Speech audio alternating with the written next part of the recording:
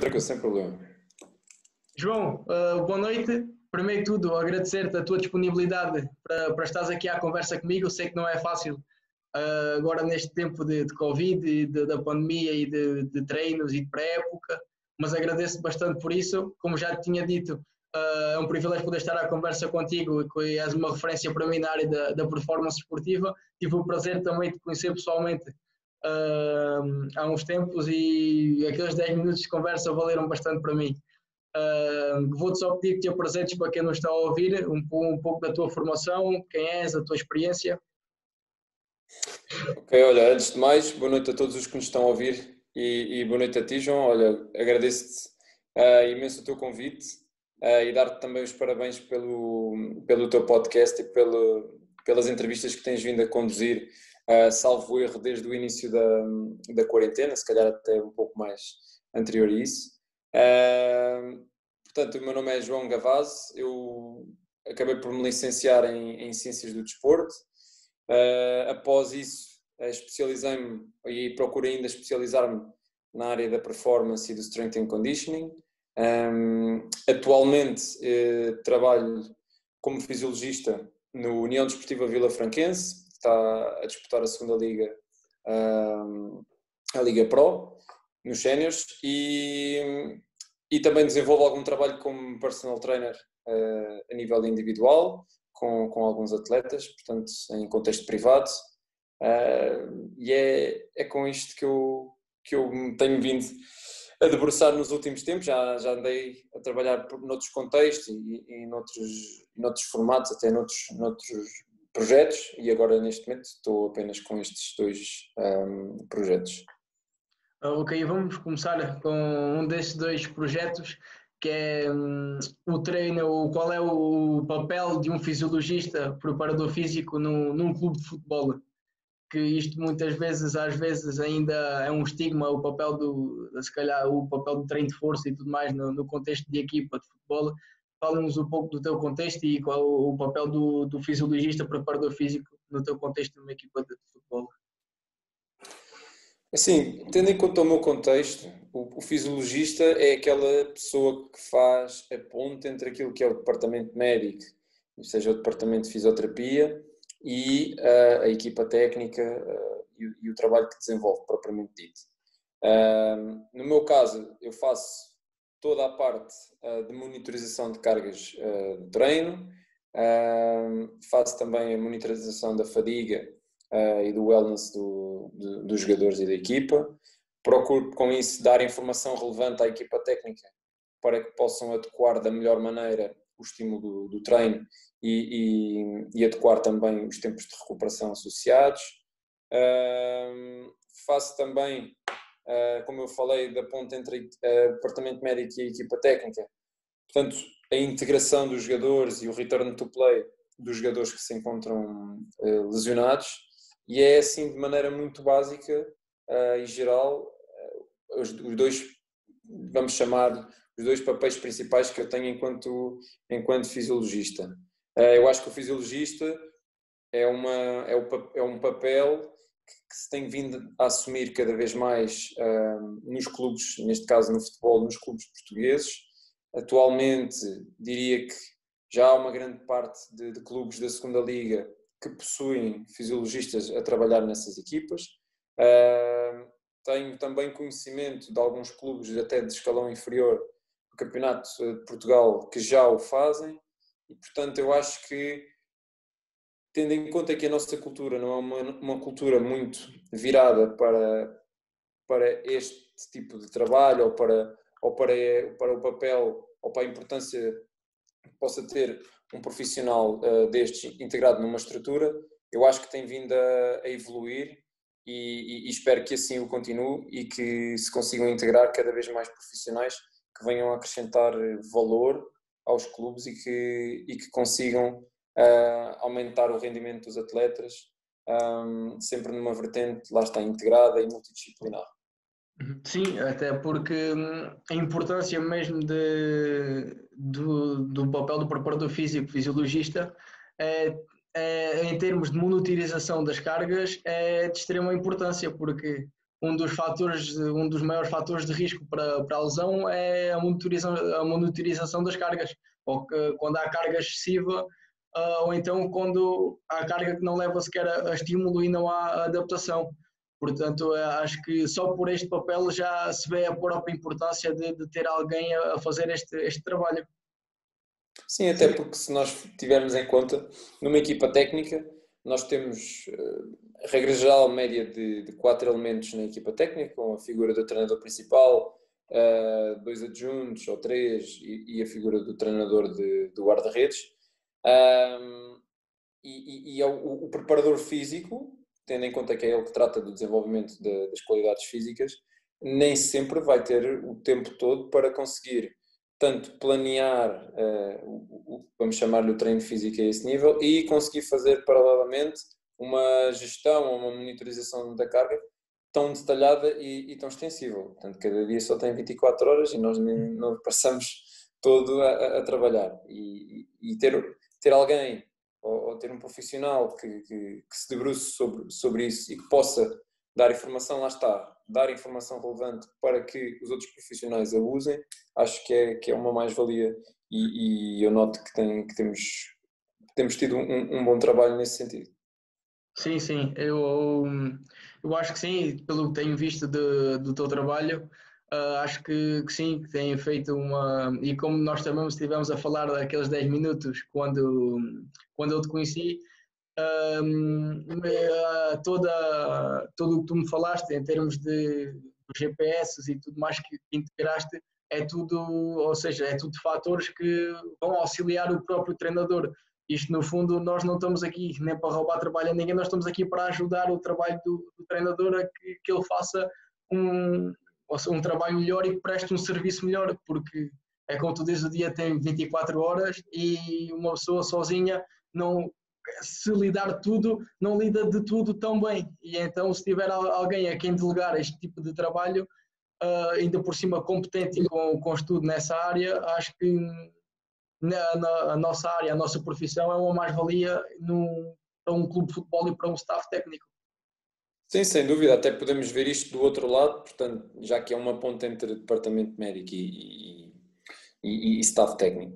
Acaba por também ser uma mais-valia para o departamento médico, tendo em conta que alguns clubes não têm uma equipa de fisioterapeutas tão alargada quanto isso, e em casos em que exista um elevado número de jogadores lesionados, é uma mais-valia também conseguir ter uma pessoa que faça essa reintegração, até porque no meio dos casos os fisiologistas são pessoas mesmo designadas para esse tipo de trabalho, ou seja, é muito mais esse tipo de trabalho que fazem do que às vezes até propriamente de monitorização de cargas. Portanto, de uma maneira geral, temos muitos fisiologistas a fazer muito mais esse tipo de trabalho, de return to play, e que têm também formação nessa área para poderem fazer com maior sucesso aquilo que é a integração da parte, seja da parte do ginásio para o trabalho de campo, e dar depois algum feedback mais relevante para a equipa técnica.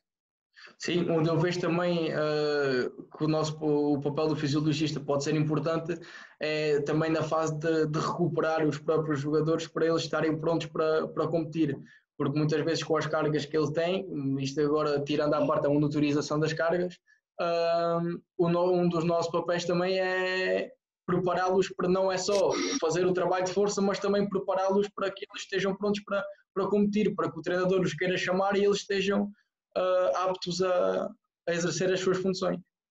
Sim, sem dúvida.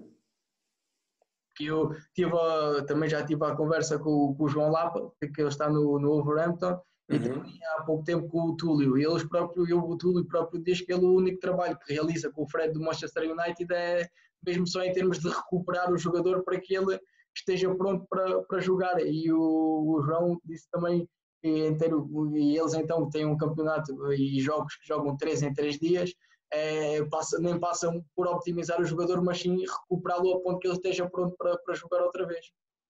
Sem dúvida, nunca nos campeonatos como os deles, onde eles trabalham, se nós analisarmos a densidade do calendário competitivo, é 2 ou 3 vezes aquilo que é o nosso calendário competitivo, e tu não tens muita oportunidade para trabalhar, e sobretudo para fazer um planeamento, que é algo que vai ser sempre, tem que ser sempre versátil e tem que ser sempre algo bastante capaz de ser modificado em função dos objetivos.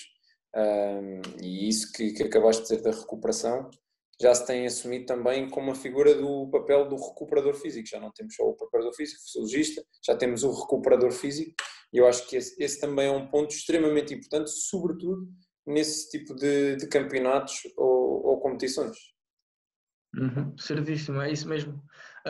João, em termos de numa equipa, é sempre um bocadinho, nós quando estamos a trabalhar em contexto individual, estamos só com o jogador, conseguimos aplicar toda a bateria de testes que queremos e avaliar o jogador ao pormenor, mas quando estamos num grupo em que temos 30 atletas, é sempre mais complicado conseguir tirar relações individuais em relação a cada atleta.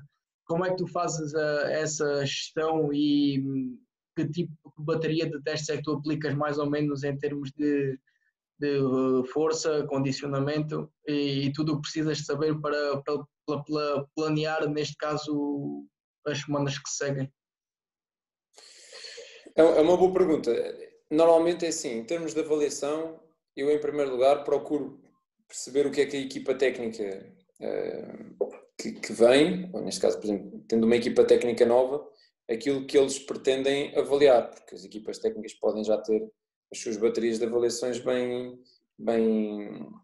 realizadas e querem continuar a implementá-las nas equipas onde vão passar. Eu sou muito crítico nessa parte porque eu acredito que nós estamos a começar a ter muitas ferramentas tecnológicas que nos permitem fazer uma avaliação muito mais detalhada e real, mas eu acho que às vezes corremos o risco de estar a recolher demasiada informação para pouco tempo que temos para trabalhá-las. E eu sou muito sincero, já falei disto com outros colegas. Eu hoje em dia sou muito mais simples a escolher as baterias de testes que eu vou realizar e procuro escolhê-las pensando naquilo que me vai ser útil e para o tipo de trabalho que eu vou fazer. Vou dar um exemplo.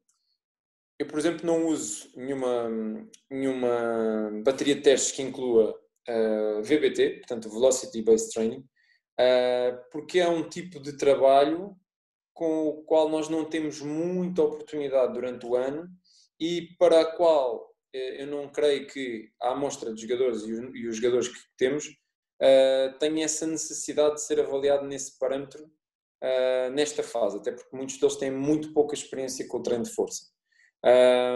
Eu posso dar o exemplo dos testes que faço. Portanto, de uma época para a outra nós acabamos por repetir aqui 2 tipos de testes, aliás 3 tipos de testes.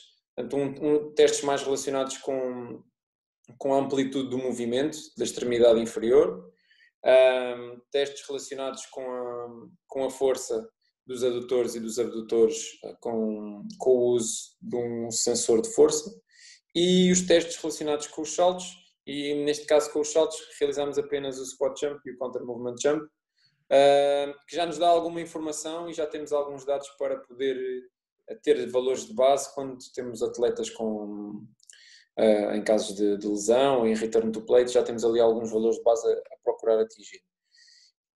Por exemplo, testes relacionados com velocidade, nós não temos realizado, mas tendo em conta que com o uso do GPS tu já consegues, escolhendo e, por exemplo, fazendo exercícios do ponto de vista mais analítico da velocidade, depois com essa análise tu já consegues ter esses dados, não tendo que testar os atletas assim de uma forma direta. Ou seja, por um lado eles estão a ser testados, aquilo é um teste, mas para eles estão inseridos no treino, que é excelente porque, e eu sou sincero, os atletas, na maioria dos casos, e no futebol, não gostam de ser testados.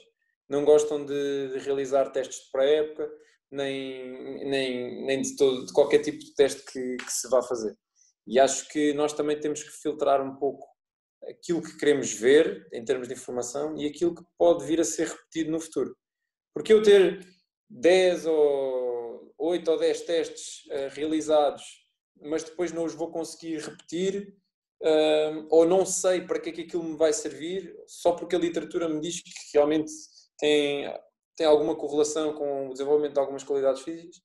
Eu acho que aí também tenho que perceber que naquele momento pode fazer todo o sentido, mas depois com a densidade dos treinos, dos jogos, com múltiplos fatores que podem ocorrer. Mesmo com a própria logística das horas que temos para estar com eles e tudo mais. Exatamente. E com os inesperados acontecimentos que vão ocorrer ao longo da época, eu acho que nós temos que ser muito mais simples e filtrar a informação. Dentro daquilo que o simples já é bastante complexo. Em termos de testes, eu acho que em termos de informação, o simples já pode ser bastante complexo. E eu gosto sobretudo de escolher testes simples, que me deem alguma informação real e fácil de aceder e que eu possa, de uma maneira consistente, continuar a recolher esses dados ao longo da época. Por exemplo, nós fazemos a análise da recuperação dos atletas com recurso a uma aplicação. E esta aplicação, portanto, os atletas respondem a um questionário de recuperação de manhã, quando acordam, recebem uma notificação. E, portanto, nós já temos aqui bastantes ferramentas com as quais podemos pegar e não estão só diretamente relacionadas com um momento único de avaliação.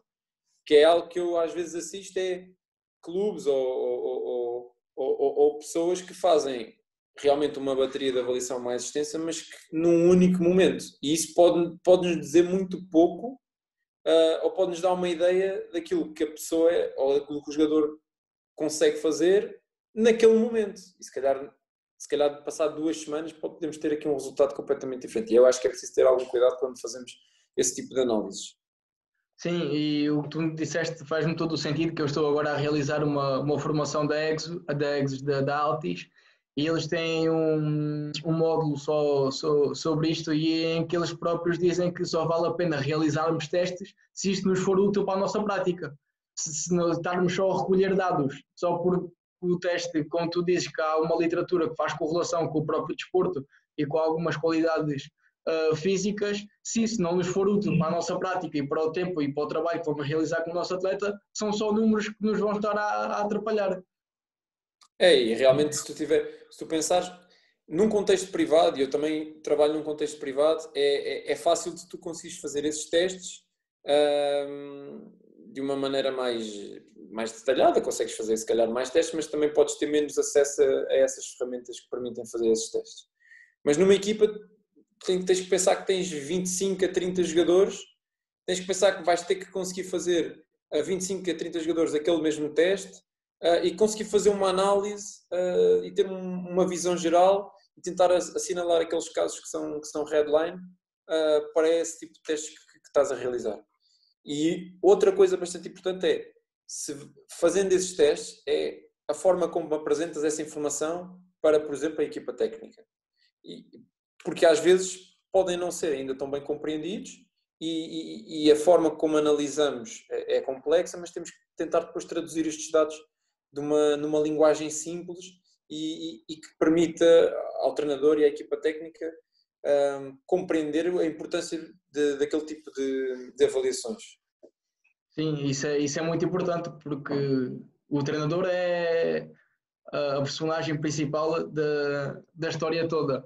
E para ele concordar com que nós façamos alguns testes e realizamos alguma coisa com os atletas do clube, ele tem que estar de acordo e tem que estar a par de tudo. E aqui é que entra a própria comunicação entre treinador, recuperador, departamento médico, esta comunicação que eu, quando falei com o João lá, ele falou-me que isto é muito importante, porque se não houver esta comunicação, começam-se a perder dados aqui e dados ali e deixa-se de conseguir optimizar o rendimento da equipa, que é isso que estamos lá para fazer todos.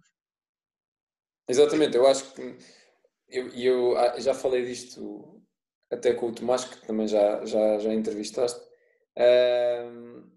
Eu acho que a nossa área é uma área extremamente entusiasmante, no sentido em que te permite ter análises detalhadas e conseguir fazer realmente um trabalho bastante completo, mas eu costumo dizer, não somos nós que estamos no palco, nós não somos os artistas que estão no palco, somos sim as pessoas que estão nos bastidores e nos camarins e que tentamos de alguma forma auxiliar os real performers, como eu costumo chamar. e nós temos que ter às vezes algum cuidado no ânimo e entusiasmo que temos nas nossas ações. Não que seja mau, obviamente, mas é importante também refletir um bocadinho sobre isso.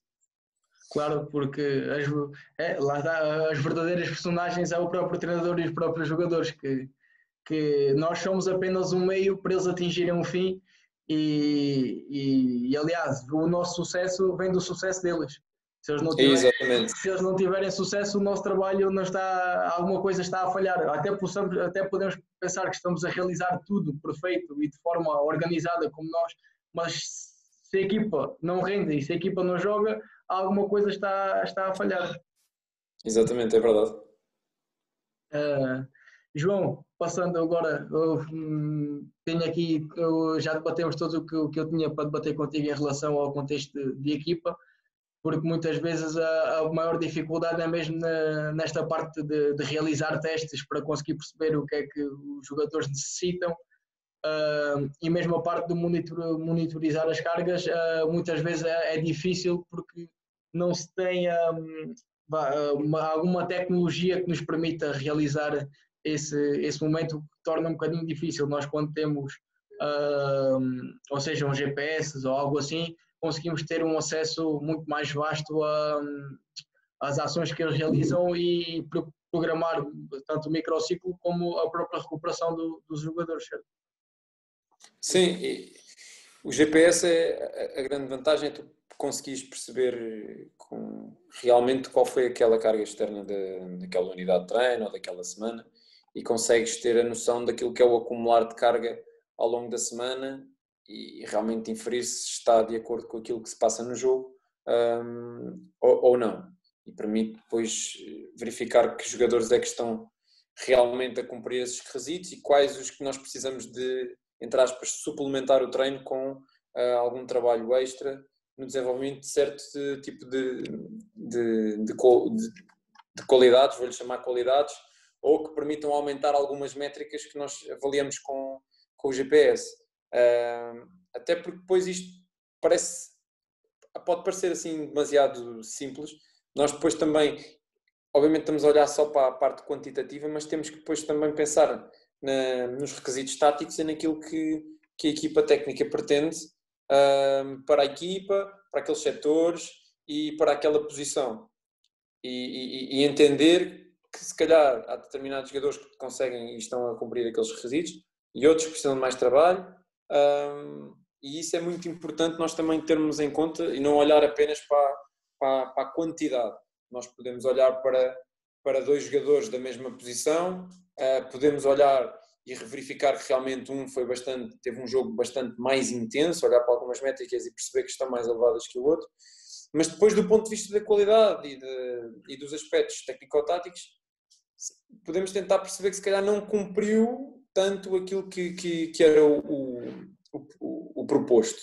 E às vezes, lá está, vem essa questão do entusiasmo e pela carga de treino e da quantidade, mas também ter um olhar com alguma reflexão sobre esse aspecto qualitativo.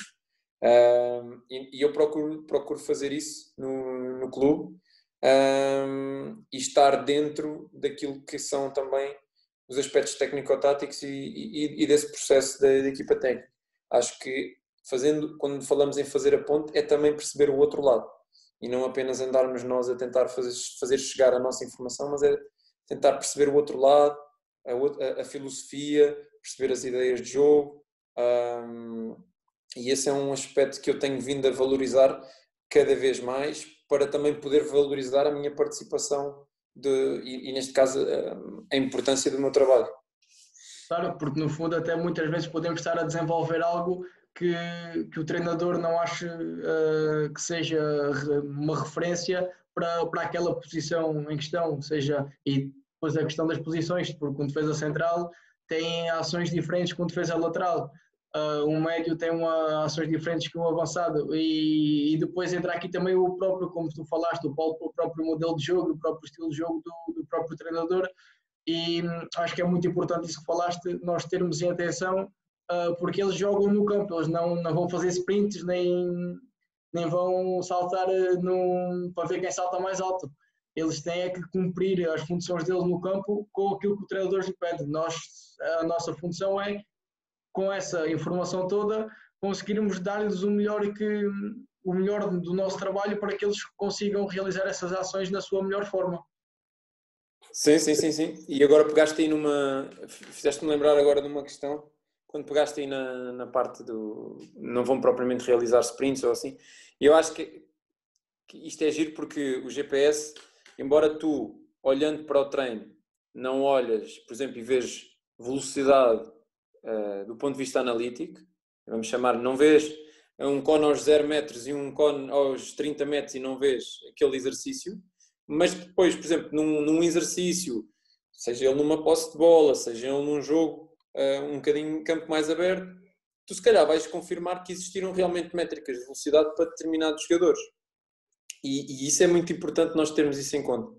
E tu ali consegues perceber se realmente faz sentido tu adicionares mais velocidade ou não. E perceberes em que velocidades é que se deu aquele exercício, perceber se foram acima de 25 km por hora, se foram apenas acima de 20 km por hora, portanto se foi num espectro de alta intensidade ou foi num espectro de intensidade média ou elevada, digamos assim, e depois a partir daí também definir se queres um bocadinho mais disto ou se naquele exercício se calhar tens que tirar um pouco mais daquilo e perceber que se calhar aquele exercício não é naquela unidade de treino que o queres incluir, se calhar é mais à frente ou é um bocadinho mais atrás, porque pode influenciar e influencia de certa forma a recuperação.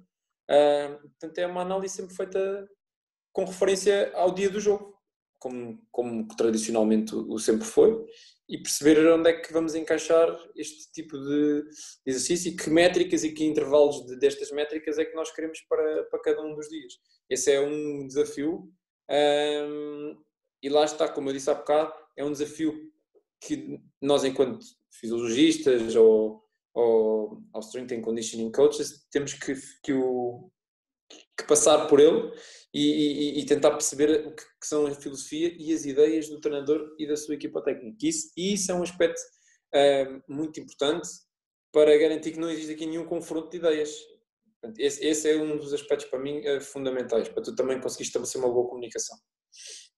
Excelente, isso é uma pérola, essa dica que tu deste agora, porque muitas vezes muitos dos trabalhos falham porque se falha mesmo nesse aspecto. Nós queremos fazer o nosso trabalho e o treinador quer fazer o trabalho dele. E se não há interligação entre os dois, ele deixa de fazer efetivamente o trabalho dele e nós de fazer o nosso. E acho que isso é extremamente importante num contexto de equipa termos em conta. Sim, é como eu costumo dizer, seja em que modalidade for, o treino mais importante é o treino da modalidade e tudo o resto são extras. Portanto, não vamos atribuir maior importância a um determinado treino, salvo exceções de return to play ou em casos de jogadores lesionados, em que em certas fases poderemos ter realmente um maior ênfase, por exemplo, num trabalho de ginásio e não consigamos ter realmente algum volume de trabalho de campo, porque assim não o exige ou não o permite, mas eu acho que temos que fazer sempre esta reflexão. O treino da modalidade vai ser sempre o mais importante e nós depois vamos tentar acrescentar mais qualquer coisa para aumentar o rendimento ou retirar alguma coisa, mas normalmente o treino da modalidade é sempre o principal, até eu arrisco-me a dizer, o principal fator que também diminui, um dos principais fatores que diminui também o risco de lesão, portanto a exposição do atleta ao treino da sua própria modalidade. Acho que isso é um fator bastante importante. Sim, e mesmo no próprio treino conseguimos ter depois os vários regimes que levam o atleta, ou seja, que levam a reduzir este risco de lesão, porque mesmo num jogo reduzido nós podemos encontrar muito trabalho de força, muitas acelerações, e quando nós realizamos muitas acelerações o trabalho excêntrico estamos sempre a trabalhar e às vezes pensamos que temos que dar um bocadinho mais de carga ali, mas se formos ver as acelerações que o atleta faz num jogo reduzido, se calhar se formos dar um bocadinho mais desse trabalho excêntrico porque pensamos que faz falta, estamos a prejudicar um bocadinho e no contexto de jogo conseguimos sempre incluir estes aspectos. É que é sempre importante ter acesso a esses dados e fazer essa monitorização. Sim, sim, sim. Acho que também depende muito daquilo que se coloca em termos de volume desse treino complementar. E para além, lá está, vamos outra vez pensar, para além da quantidade de treino complementar que vais realizar, é perceber onde é que o vais encaixar. E tentar perceber, ok, se eu neste dia a equipa técnica quer desenvolver este tipo de exercícios, será que faz sentido eu desenvolver exercícios excêntricos? Será que faz mais sentido eu realizar exercícios isométricos? Será que eu posso fazer uma sessão de força máxima neste dia? Será que eu faço antes do treino? Será que eu faço depois do treino? Será que eu faço numa sessão completamente oposta, com 4 a 5 horas de diferença da primeira sessão do dia? E isso é muito importante, porque tu tens que garantir que quando eles chegarem ao campo, sobretudo em período competitivo, obviamente na pré-época tens maior facilidade, mas num período competitivo tu tens que garantir que quando chegarem ao campo eles não vêm do teu trabalho com alguma fadiga a mais daquilo que era suposto e que consigam render. Esse para mim é um aspecto-chave que nós devemos ter em conta. Certíssimo. Excelente. Estas dicas são fundamentais para se ter sucesso como na comunicação que temos com o treinador e no trabalho que, ou seja, como já falámos, nós somos os bastidores de um grande palco que está à nossa frente e por muitas vezes caímos no erro, como tu já falaste, de querer brilhar e de querer o luxo do grande palco, mas saímos prejudicados por isso mesmo. É verdade, é verdade. Isso é um dos aspectos que eu tenho visto que às vezes alguns profissionais pecam um bocadinho por isso e não porque o fazem de propósito, mas porque realmente ainda não conseguiram fazer uma análise e compreender a sua posição dentro da estrutura. Porque as equipas têm estruturas tão grandes e tão multidisciplinares, e eu gosto de pensar que para além de multidisciplinares são interdisciplinares, que conseguem realmente comunicar entre departamentos e ter uma comunicação eficaz. Seja desde o roupeiro ao fisioterapeuta, ao fisiologista, ao homem que recolhe o material, percebes isso? E acho que isso é muito importante, nós sabermos situar dentro de uma estrutura, acho que é um dos primeiros passos. Pois, porque é como o Túlio disse, que ele faz o trabalho à parte com o Fred e ele próprio disse que é muito mais fácil mudar-nos a nós, que somos só uma pessoa, do que mudar a própria estrutura toda do clube, que é 3 vezes, tem 3 vezes uma dimensão maior do que só uma pessoa como nós. E até no contexto privado, e eu também passo por isso, é nós agirmos, porque no contexto privado tu ages de uma forma cega, vamos pensar, em regra geral tu não tens acesso à maioria do trabalho que é realizado no clube, ou falando especificamente de atletas. Sim, sim. E é bastante importante nós percebermos que tudo aquilo que vamos realizar, por norma, já vem com algum trabalho prévio realizado, a não ser que o trabalho seja realizado após a tua sessão, mas ainda assim tu tens que ter sempre um cuidado extremo com aquilo que vais realizar. Eu considero que é uma área que se tem vindo a desenvolver cada vez mais, está a dar a oportunidade a muitos profissionais, e eu de mim falo também, de podermos trabalhar com atletas e de podermos alavancar um bocadinho a nossa profissão, mas também é uma área que eu vejo que está a entrar um pouco na moda e que temos que ter alguns cuidados. Treinar atletas em contexto privado pode ser perigoso. E eu tenho noção que alguns atletas não sabem muito bem com quem é que vão trabalhar. E é importante também, mas alguns já começam a ter alguma consciência porque também começam e hoje em dia através das redes sociais, compreender também com a informação que vamos partilhando que tipos de trabalhos é que devem realizar, como é que devemos estruturar, e acho que eles também já vão percebendo que caminhos é que devem seguir para potenciar o seu rendimento, porque um atleta não procura outra pessoa fora para mais nada, é só para potenciar o rendimento. Claro, e o nosso objetivo é isso mesmo, E o que eu explico também muitas vezes aos atletas com que treino, num período de off-season, nós conseguimos fazer um trabalho programado como nós queremos e conseguimos dar os estímulos. E mesmo assim, por vezes é complicado, porque há sempre algumas exceções em que eles ou dormem mal ou alguma coisa e nós temos que sempre alterar alguma coisa. Já que o planeamento, como tu falaste, tem que ser sempre versátil e nós temos que ter sempre uma vasta caixa de ferramentas para conseguir ir sempre buscar a melhor ferramenta para o estado em que o atleta apresenta. Mas já não ser num período de off-season em que nós conseguimos fazer algo mais planeado e disciplinado com os atletas, em contexto de competição, é o que eu lhes digo, quando nós falamos e tudo mais, eu muitas vezes eles querem, se calhar, ou fazer saltos ou alguma coisa, ou fazer alguma pliometria ou trabalho de força, e eu muitas vezes digo, se calhar, tu tens, muitas vezes pergunto-lhe como é que tem sido a carga no clube e como é que é o nível de cansaço deles numa escala de Borg ou qualquer coisa em termos de proteção subjetiva do esforço. E muitas vezes eles não têm a noção de que muitas vezes um set já pode ser, se vamos fazer algo a mais, já pode ser prejudicial para ele e para o cansaço que ele vai afetando o jogo. Então muitas vezes realizamos apenas algum trabalho de mobilidade para fazer alguma recuperação ativa, ativar algumas cadeias musculares que podem ser devido à fadiga. E eles muitas vezes dizem, mas este treino, não sei o quê, mas faz parte do processo. Eles têm que entender que faz tudo parte, o processo não é só o treino de off-season, que eles treinam 2 ou 3 meses e depois pensam que chegam ao clube e que têm uma forma espetacular. Não, aquilo tem que ser contínuo, porque ao final de 3, 4 meses, essa forma deixa de ser mantida, entre aspas, e eles podem, se não recuperarem como deve ser, neste caso, o recuperar é fundamental, que é o que eles digam, terem hábitos de sono, bons hábitos de sono, deitarem-se sempre provavelmente às mesmas horas, acordar às mesmas horas, dormirem 7, 8 horas. Tudo isto eles têm que ter noção que vai fazer muita diferença no rendimento deles e é algo que eu os tenho de passar, que muitas vezes não é fazer um treino explosivo, mas sim alguma coisa mais passiva, alguma recuperação que vai fazer com que eles potenciem a performance deles e o contrário, se vamos fazer se calhar força, vamos diminuir a performance deles.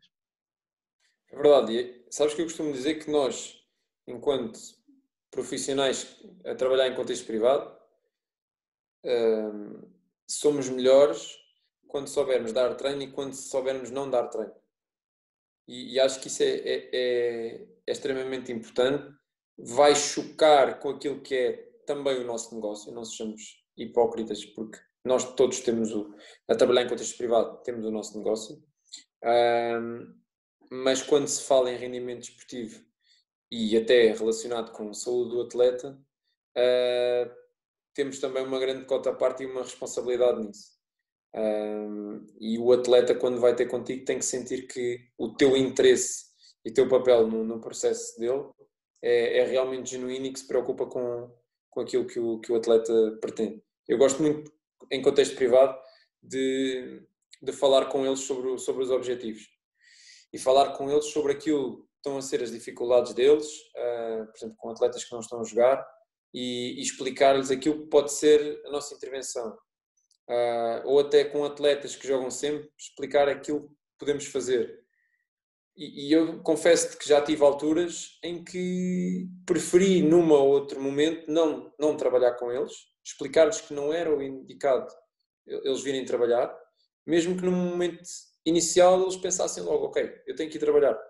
E realmente eles compreenderam o porquê de naquela altura não irem trabalhar. Não que não se pudesse fazer algum tipo de trabalho, como tu falaste bem, que acelerasse um bocadinho mais a recuperação, mas naquele momento não fez sentido para ambas as partes. E mais à frente tu vais ganhar esses teus atletas quando surgirem mais oportunidades para trabalhares com eles. Eu, por exemplo, em contexto privado, e como tu referiste há pouco, off-season trabalho bastante e durante a pré-época eu quase não trabalho com atletas, ou nunca trabalho. São períodos de grande acumulação de carga nos clubes e tu nunca tens noção do que está a ser feito. E sabes perfeitamente que é um grande risco tu colocares trabalho nesse período. E também sabes que normalmente são períodos curtos, exceto este ano, que vais ter pré-épocas maiores, e que o facto de deixares de estar com esse atleta a trabalhar durante 2, 3 semanas, sabes que não é por aí que ele vai perder completamente aquilo que andou a trabalhar contigo, e se calhar até podes-lhe dar ferramentas para que ele possa fazer um trabalho, eu vou-lhe chamar com menos intensidade, assim de uma maneira muito geral, mas que possa continuar a incluir esse tipo de trabalho naquilo que é o desenvolvimento das qualidades físicas todas dele.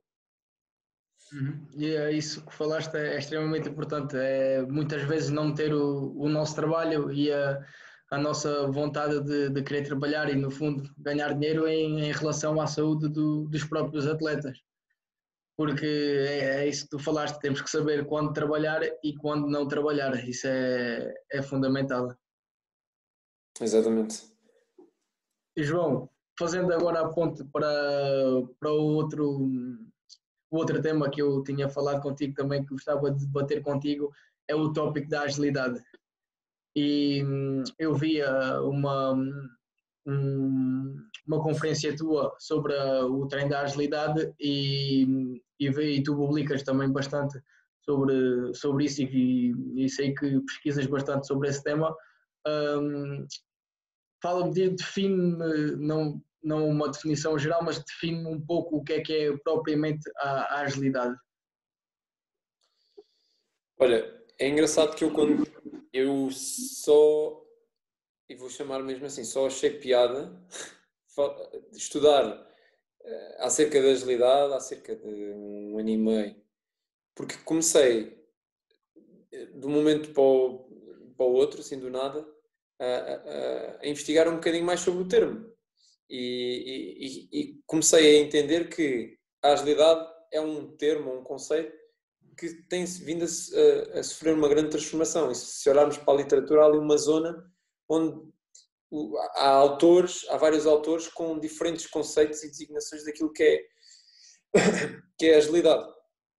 A agilidade é uma qualidade, portanto, é uma capacidade física, mas é uma capacidade física se calhar a mais complexa de todas, porque tem um aspecto muito caótico, muito relacionado com o próprio jogo ou a própria modalidade e com a imprevisibilidade dos acontecimentos que surgem, até mesmo da imprevisibilidade das ações dos próprios atletas e tudo aquilo que está por trás dessas ações. Portanto, o tomar da ação, o reconhecimento da informação, do contexto. Portanto, a agilidade é essa resposta a um estímulo externo e é uma resposta que ocorre num movimento rápido de mudança de velocidade e de direção. E eu acho que é por aí que surge a grande, vamos chamar, o grande choque de ideias entre aquilo que é a velocidade multidirecional e depois o termo da agilidade. Sim, porque no fundo, eu também quando falei com o Tomás, no fundo nós estivemos também a debater um pouco este tema e no fundo a agilidade é um conjunto complexo destas várias qualidades, da qualidade de mudança da velocidade de mudança de direção, mesmo a própria técnica do padrão de movimento da mudança de direção e esta componente cognitiva que está associada ao processo de tomada de decisão e é a rapidez com que o atleta consegue o acoplamento da percepção-ação, em que ele consegue perceber o que está no seu envolvimento e tomar uma decisão em relação a isso. Exatamente. É uma capacidade física cujos fatores determinantes assentam no desenvolvimento de outras capacidades físicas, como tu próprio acabaste de referir. E é algo que eu tenho vindo a pensar um pouco mais sobre esse tema e não sei até que ponto é que temos, assim, tanta necessidade de treinar essa capacidade física. Ou seja, a meu ver, eu acredito que treinando as capacidades físicas que estão inerentes e que são determinantes para a agilidade, eu acredito que tu melhoras a tua agilidade. Porque a agilidade, tanto o melhor treino da agilidade é a própria prática do desporto, é expor o atleta ao próprio desporto e ao ambiente caótico que o próprio desporto lhe permite. Exatamente.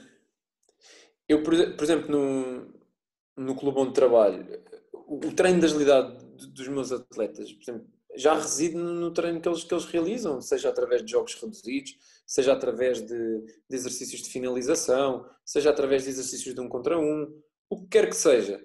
E isso já é treino da agilidade. Agora, podes potenciá-la através do trabalho, lá está, da velocidade multidirecional, da própria velocidade linear, do trabalho de força, da parte da técnica de deslocamento, da técnica de corrida.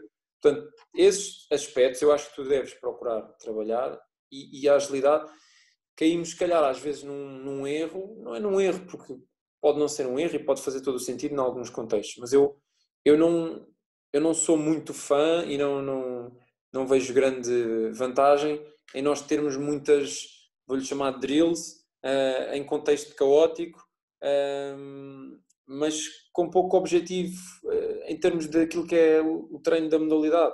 Estás a perceber?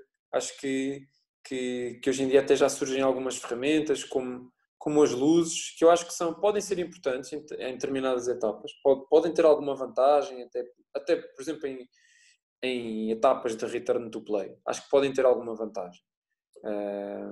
Mas eu não acho que venham ser um fator diferenciador. Acho que não é mesmo um fator determinante para nós potenciarmos essa capacidade física.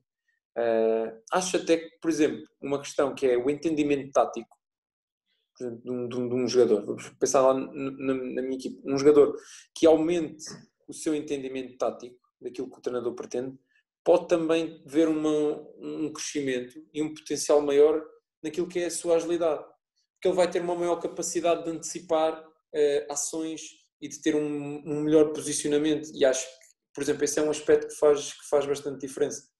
Sim, eu trabalho com defesa central e muitas vezes nós, ao trabalhar os padrões de movimento, de mudança de direção, a própria técnica de mudança de direção, eu muitas vezes, mesmo o próprio ângulo da canela, o deslocamento inclinado do corpo, eu muitas vezes digo-lhe para ele reparar nestes aspectos, em que ele, quando tiver um ponta de lança, um extremo, um médio à frente dele, ele conseguir perceber, ao olhar para o movimento e para a expressão corporal do adversário, ele conseguir antecipar e conseguir prever, entre aspas, o movimento que ele vai fazer. Isso, pensando que nós falamos que isso pode melhorar a agilidade, muitas pessoas dizem que não, mas pode mesmo, porque melhora a sua capacidade de resposta ao estímulo a que ele está a ser exposto.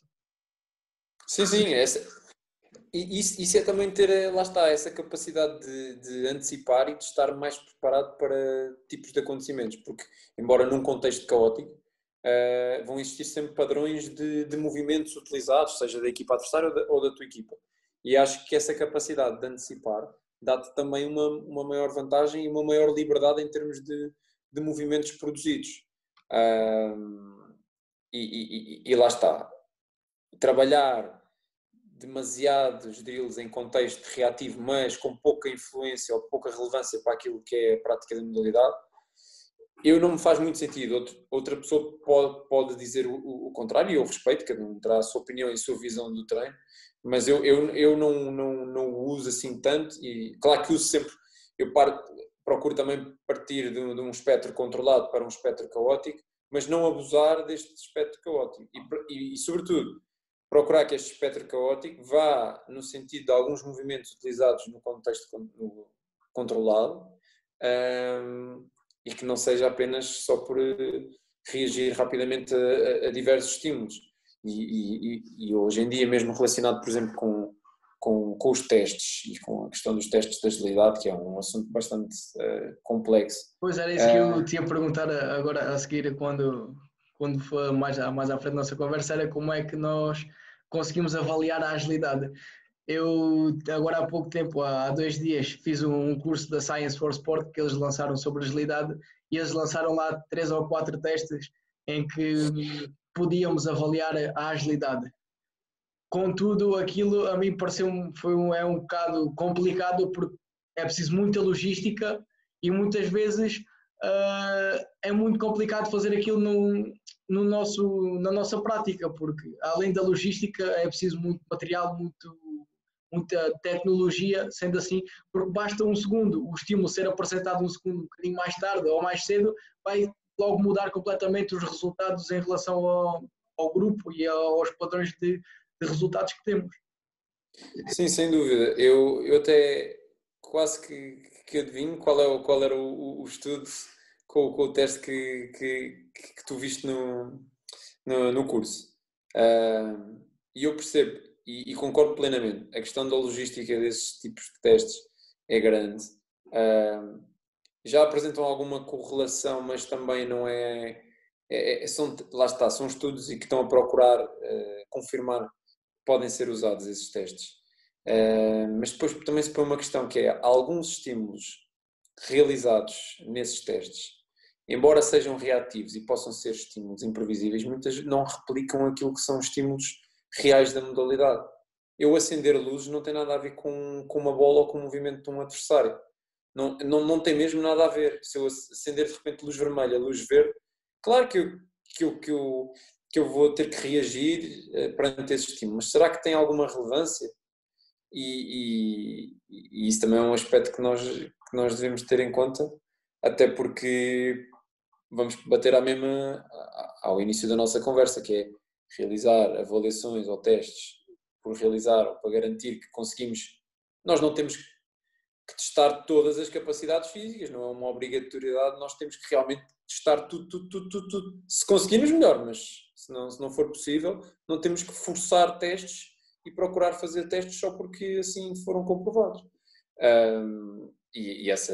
Esse tipo de testes de agilidade, a mim, são ainda bastante difíceis de implementar e não me trazem grande informação.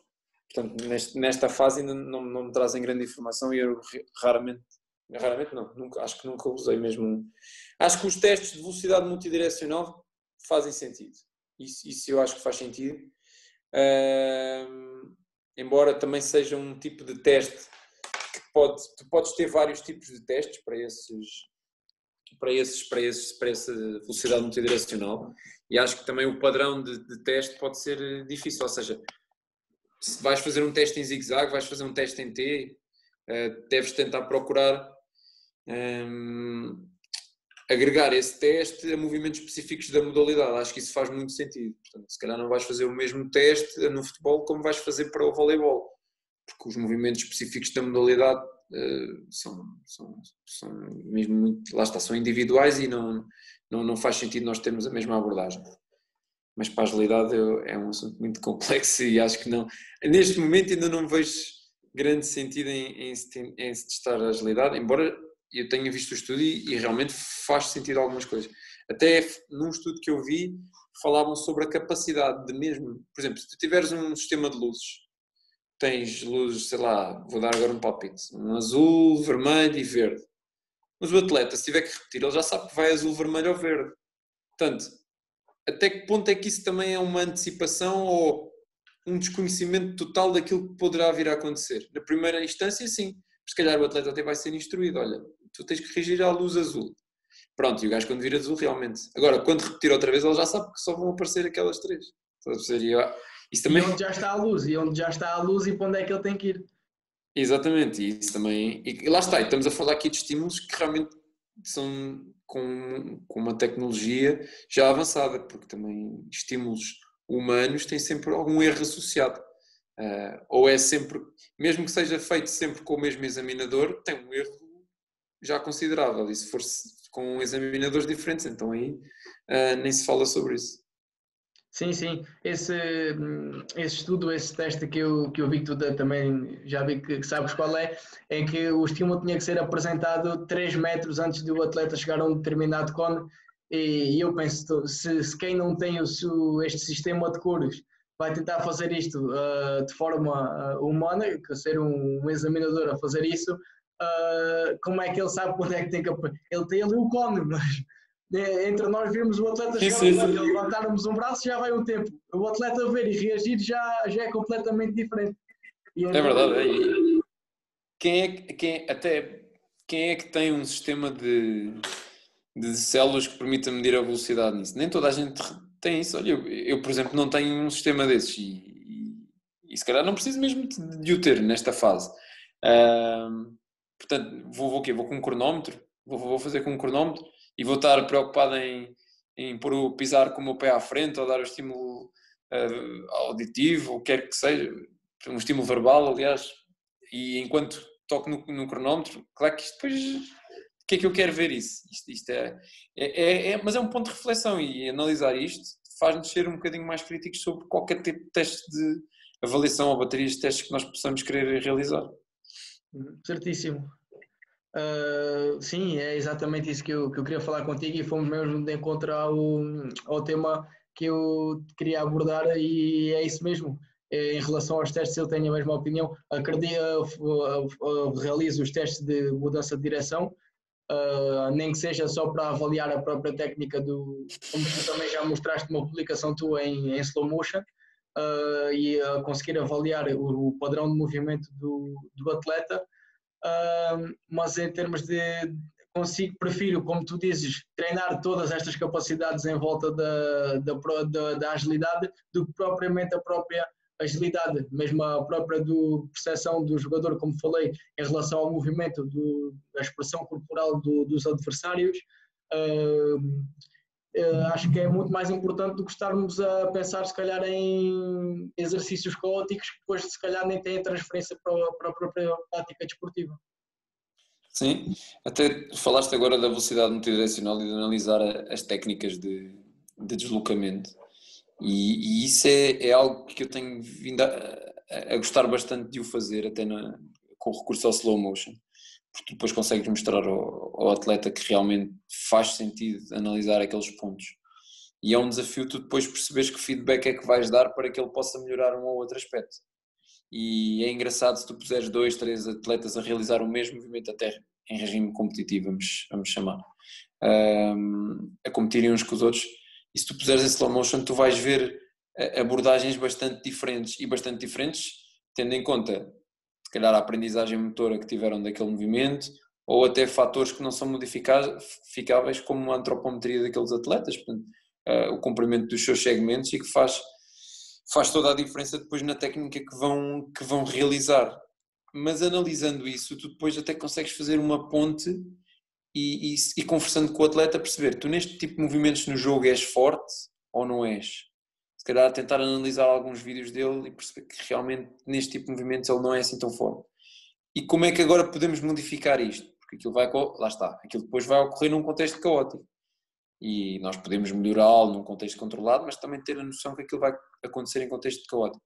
Então perceber que se não é só também ele ter a noção corporal, porque naquele momento ele não vai ter a noção corporal, se tiver que o realizar de maneira muito rápida e reagindo a um estímulo completamente imprevisível, mas perceber em que momentos é que ele tem que o fazer. Em que momentos?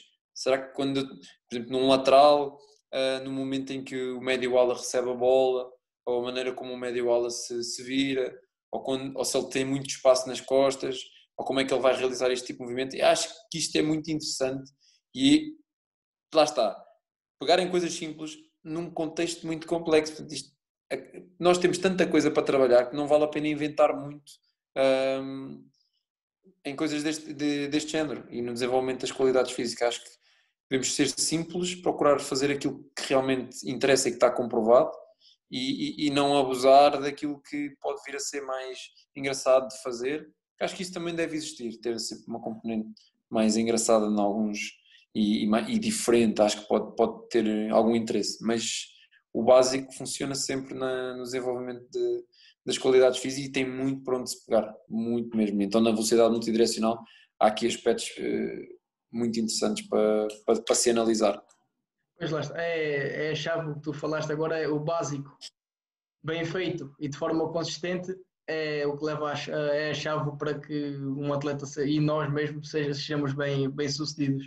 E muitas É vezes verdade. o difícil é fazer o básico, com tantas coisas que temos à nossa volta, o difícil muitas vezes é fazer o simples e o básico.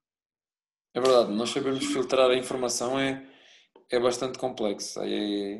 Se calhar é um dos maiores desafios para qualquer profissional, seja ele fisiologista, personal trainer, strength and conditioning coach, é focar nos aspectos mais básicos. E nós, hoje em dia, até com as redes sociais, assistimos a uma grande variedade, às vezes até de metodologias e de práticas, e que, embora possam fazer sentido num contexto, temos de ter noção que no nosso contexto podem não fazer sentido. E isso é bastante importante a ter, e um aspecto a ter em conta. Uhum. João, tenho só aqui mais um tema para terminarmos, só queria discutir contigo. Foi uma publicação que fiz agora recentemente e que fomos abordados nisto na universidade, na teoria e método de treino e mesmo na especialização de futebol que estamos a realizar agora, que é a própria resistência do desporto em si, em que o que nós estudamos foi que ou seja, começarmos não começar a trabalhar a resistência por uma base aeróbia, ou seja, treino contínuo, mas sim começar por uma base anaeróbia e a partir daí desenvolver essa base anaeróbia ou seja, em contextos de mais não mais confusos em termos com mais estímulos e com menos tempo de descanso entre repetições. Ou seja, o que nós estudamos foi que eu fiz a publicação, até meti a pirâmide de Cometti, que ele apresentou em 2002, e em que ele inverteu a pirâmide e começou em que a base começa no treino anaeróbio e acaba no treino aeróbio. Qual é a tua opinião sobre esta prática e sobre esta evolução? Eu acho que pode fazer bastante sentido, mas também temos que ter em conta a amostra, não é a amostra, mas é o nível da equipa, dos jogadores. Acho que isso é um aspecto a ter em conta, e principalmente perceber aquilo que precede o momento em que tu começas a trabalhar com eles. Vamos dar o exemplo agora da quarentena. Temos jogadores que estiveram 4 meses em casa, temos jogadores que não correram, e 4 meses é um período de treino elevado. E, portanto, nós também, obviamente que nós queremos ir para um espectro mais anaeróbio, porque também assim o exige a modalidade, portanto os requisitos físicos também assim o exigem, mas também temos noção que se calhar há algumas etapas que temos que percorrer antes de lá chegar, mas de uma maneira geral nós podemos passar para um espectro anaeróbio, até porque depende muito da intensidade do trabalho que vais realizar e da própria duração dos intervalos, própria duração do esforço, própria duração da pausa. Isso é que depois vai ser a arte e que vai ditar aquilo que tu queres trabalhar. Mas numa situação normal, acho que tu podes começar por aí, e não há grande necessidade, como se calhar há bastantes anos atrás, nós temos que percorrer uma grande base aeróbica, um estímulo contínuo, até porque isso vai trazer muito pouco na maioria das situações. Ainda no outro dia estava a discutir discutir entre aspas, estava a falar com um colega sobre o dia de recuperação. Portanto, o dia de recuperação a seguir ao jogo, vamos chamar-lhe um dia mais 2, portanto, o dia 48 horas após o jogo. E que normalmente já viste de certeza e pudeste ver dias de recuperação, e eu próprio quando joguei futebol tive dias de recuperação desses, correr à volta do campo, 20 minutos. E se calhar este dia de recuperação traz menos recuperação, porque acaba por ter uma coisa que é alguma fadiga neuromuscular acumulada e que não me vai permitir recuperar tão bem para o dia seguinte. E isso acho que também é um aspecto fulcral, e perceber que às vezes não é esse trabalho mais contínuo, por muito baixa intensidade que possa ter, não quer dizer que venha a trazer mais vantagens sobre outro tipo de trabalho. Antes, pelo contrário, acho que às vezes podes ter outra abordagem nesse sentido, mas isto mais virado para o treino de recuperação. Agora, tendo em conta o desenvolvimento da resistência, sim, não vejo porque não começar numa vertente mais anaeróbia. Podes começar numa vertente mais anaeróbia, mais extensiva e com uma intensidade menor. Acho que isto faz bastante sentido, até porque tu vais ter sempre essa componente. O próprio jogo, na primeira semana de treino ou nas 2 primeiras semanas de treino, vai servir para moldar e ajudar a construir um bocadinho essa base. depende depois também de como é que se faz a gestão dessa carga. Sim, porque até o que esse próprio estudo diz é que a resistência no futebol, era falar mesmo do contexto de futebol, é que é caracterizada, e mesmo a maioria dos desportos coletivos, como o basquete, o rugby, é caracterizado por, a resistência é caracterizada por esforços explosivos feitos repetitivamente durante muito tempo. Ou seja, é nós conseguirmos realizar um sprint aos 90 minutos, tendo realizado já uns 30 sprints antes e não nos lesionarmos. E conseguirmos realizar, temos a capacidade para realizar esse sprint. Então, muito do trabalho que tenho feito agora este off-season foi primeiro começar a desenvolver, a expor os atletas a velocidade, a corrida de alta intensidade, também porque também há uma correlação com a própria redução do risco de lesão dos isquiotibiais. Expor os atletas a corridas de alta intensidade e depois, à medida que vejo que eles estão a progredir nestas corridas e que conseguem aguentar mais carga, comecei a reduzir os tempos de descanso para eles começarem a realizar essas corridas com um pouco mais de fadiga e me introduzi também a capacidade de repetir sprints. Que acho que e depois introduzi os treinos de campo, onde eles rematam, onde introduzo sprints, remates, passes, saltos de cabeça, contactos entre os jogadores, e acho que é muito mais produtivo nós fazermos um trabalho intervalado assim deste, com os esforços explosivos específicos do próprio jogo, do que estarmos a correr 15 ou 20 km. Sim, a noção de ter uma boa base aeróbia, pronto, obviamente que é importante porque te vai permitir recuperar precisamente, e o teu corpo vai permitir ter uma recuperação um bocadinho mais eficaz entre esses esforços intensos que acabaste de falar, mas não significa que tenhamos que fazer apenas trabalho de forma contínua.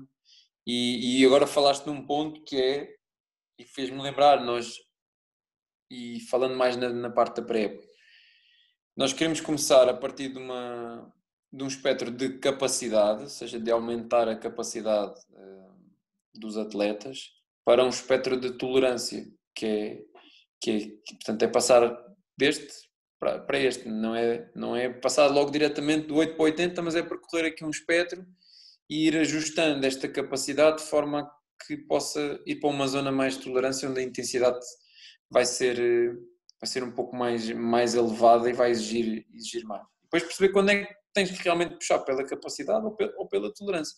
Depois, durante a época vais precisar das duas. E há bocado estávamos a falar sobre o desenvolvimento na off-season e esse trabalho como pode ter um efeito residual, sei lá, 2, 3 meses, também depende do trabalho que se vai realizar. E às vezes nós caímos no erro em tentar analisar isto como um pico de forma, mas eu costumo dizer, o pico de forma para uma modalidade destas é todos os fins de semana. Todos os fins de semana é o pico de forma, porque tu queres marcar golos todos os fins de semana, tu queres ganhar todos os fins de semana, então tu tens que estar pronto todos os fins de semana. Não vou estar a priorizar ou planear a minha forma para só estar bem no Natal ou em março. Isso não existe. Não existe no futebol e nas modalidades que têm competição assim, isso não existe. Certíssimo, é isso mesmo. Claro, eu concordo plenamente com o que disseste e muitas vezes nós tentamos estes picos de forma, mas o que importa é mesmo a continuidade e a consistência que o jogador consegue apresentar ao longo de toda a época. Não adianta ele ter um pico de forma e a seguir esse pico de forma trazer uma consequência ao jogador, que seja uma lesão, ou seja, que ele tenha que ficar mais tempo a recuperar desse pico, não é? Sim, sem dúvida.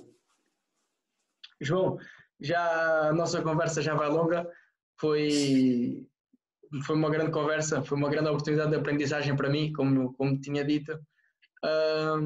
E olha, agradecer-te bastante a tua disponibilidade e o tempinho que disponibilizaste para estar aqui à conversa comigo e muito obrigado. Olha, eu é que agradeço o convite. Foi uma entrevista bastante produtiva e já como disseste antes, já tínhamos tido a oportunidade de falar 10 minutinhos em Elvas quando lá fomos fazer o jogo de treino e pronto, e conseguimos fazer e acho que foi bastante produtivo e também vamos mantendo o contacto através das redes sociais, que é a forma mais básica. E olha, dou-te os parabéns pelo teu podcast, que é algo que hoje em dia está bastante na moda, mas também é preciso ter coragem e ter alguma assertividade para fazer um podcast bem feito e eu dou-te os parabéns porque não consigo assistir a todos, mas já assisti a alguns episódios e gostei da forma como conduziste as entrevistas e isso é um fator que diferencia, porque no mundo onde existem agora imensos podcasts, nós também temos que saber filtrar e saber a que podcasts é que nos agregamos e também dou-te os parabéns pelo teu projeto. Muito obrigado, João. Muito obrigado pelas tuas palavras. As palavras significam bastante para mim. Foi uma maneira que eu consegui de entrar em contato com as maiores referências que eu tenho e que me influenciam na minha prática, que eu ainda estou, mesmo no início, sou um grãozinho ainda que está a começar a crescer nesta área da performance e todas estas conversas têm-me acrescentado um valor enorme que não podia ser acrescentado de outra forma, porque senão não conseguia ter contacto com vocês e com a vossa prática e com as vossas experiências. E acho que conversar é a melhor forma de partilharmos e aprendermos uns com os outros. Portanto, sim, sem dúvida. Eu costumo dizer que os livros nós lemos todos os mesmos, os artigos lemos todos os mesmos, mas temos experiências completamente diferentes e acho que é aí que nós ficamos a ganhar uns com os outros. Certíssimo, e é aí que eu te agradeço bastante a tua partilha, a partilha do teu conhecimento e das tuas experiências e a tua disponibilidade que eu já referi que não é fácil. Muito obrigado, João. Na hora é essa, eu é que agradeço. Então, até à próxima, João. Olha, muito obrigado mais uma vez. Olha, um abraço, até à próxima. Um abraço.